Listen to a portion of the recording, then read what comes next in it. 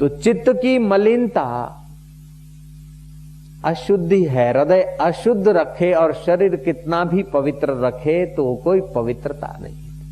तन भी पवित्र हो और हृदय भी पवित्र हो, ये वांछनीय है, लेकिन तन की पवित्रता की चिंता में हृदय मलिन होता जाए, ये ब्राह्मण है, ये शूद्र है, ये चमार है, ये अपना है, ये पराया है, ये इच्छाएं आकांक्षाएं हमारे चित्त को मलिन कर देती है।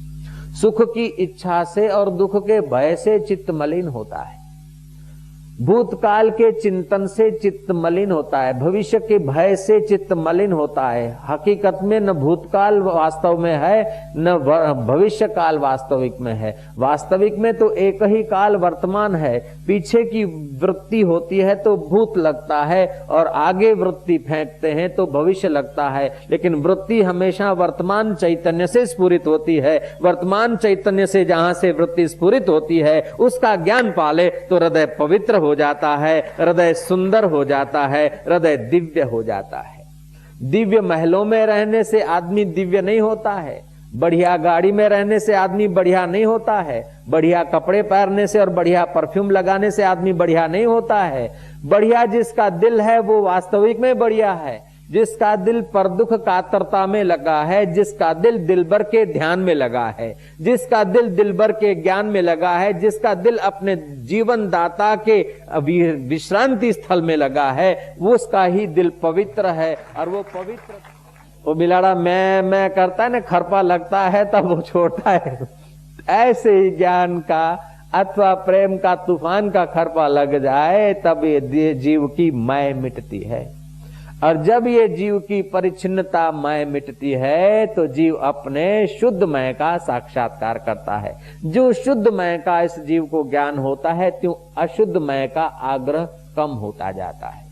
जितना अशुद्ध मैं का आग्रह है उतना वो मूर्ख है, और जितना शुद्ध मैं का आग्रह है उतना वो विद्वान है। जितना शुद्ध मैं में विश्रांति है उतना वो निर्भीक है, सुखी है, आनंदित है, प्रसन्न है, महान है, पवित्र है। जितना शुद्ध मैं में विश्रांति है, और जितना अशुद्ध मैं में स्थिति है उतना वो चाहे कितना सुंदर हो, कितना रूपवान हो, कितना धनवान हो, लेकिन उसके चित्त में तो चगडोल की नाई पूर के चढ़ाव उतार थपेड़े लगते रहेंगे। जैसे सागर की लहरें चालू ही रहती है, ऐसे ही उसके चित्त की चिंताएं, भय, शोक, घृणा आदि दोष उसके चित्त में रहेंगे।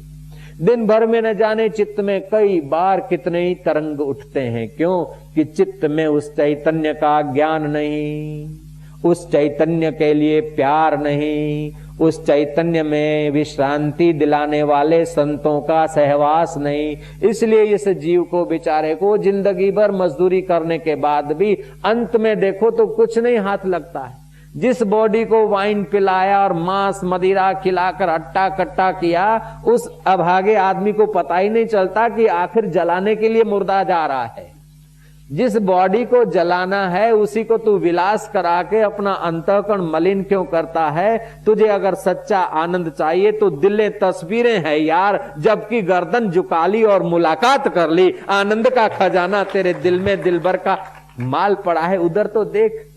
ए बोतल की शराब पिलाने वाले, बोतल की शराब, धन की शराब, सत्ता की शराब, रूप की शराब, लावण्य की शराब, कपड़ों की शराब, परफ्यूम की शराब, ये सारी शराबें जीव को गुमराह करती है। अब ये शराब पीने की आदत ही है तो एक बार राम नाम की शराब पी ले, तेरा बेड़ा पार हो जाएगा। जाम पर जाम पीने से क्या फायदा, रात बीती सुबह को उतर जाएगी। तू फकीरों की प्यालियां पी ले, तेरी सारी जिंदगी सुधर जाएगी, सुधर जाएगी। और ऐसा फकीरी अमृत जिसके जीवन में नहीं आया वो धनवान होते हुए भी वास्तविक में धनवान नहीं है, सत्तावान होते हुए भी वास्तविक सत्तावान नहीं। जिसके सिर पर मौत का चक्र घूम रहा है वो धनवान किस बात का है? जिसके सिर पर मौत का चक्र घूम रहा है वो सत्तावान किस बात का है? जिसके सिर पर मौत का चक्र घूम रहा है उसके सौंदर्य का क्या वैल्यू है? और ये अद्भुत ऐसा खजाना है कि आज तक दुनिया में जितने भी, केवल इंडिया की बात नहीं करता हूं, केवल इस मृत्युलोक की मरण धर्मा आदमियों की बात नहीं करता हूं, इस पृथ्वी की नहीं, ये तो बहुत छोटी सी है। ये पृथ्वी तो एकदम छोटी सी है, जरा सी नन्ही सी है। ये तो सूर्य का 13वां लाखवां हिस्सा है, एक छोटा सा ग्रह, और आकाशगंगा में कई सूर्य हैं।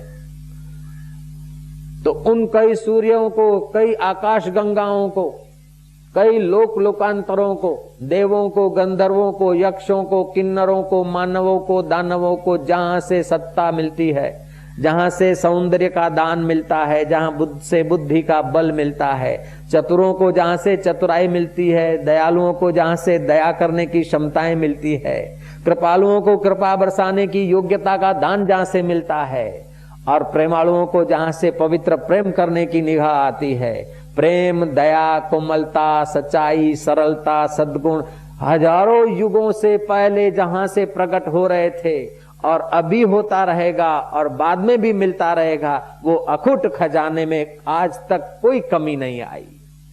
बुद्धिमान की बुद्धि जिस सत्ता से स्फुरित होती है, सुंदर व्यक्ति का सौंदर्य जिस परम सौंदर्य आत्मा से निखरता है, उस आत्मदेव के खजाने की 3 मिनट के लिए मुलाकात हो जाए तो जीव का हृदय पवित्र हो जाता है, उसका उद्धार हो जाता है, उसका कल्याण हो जाता है।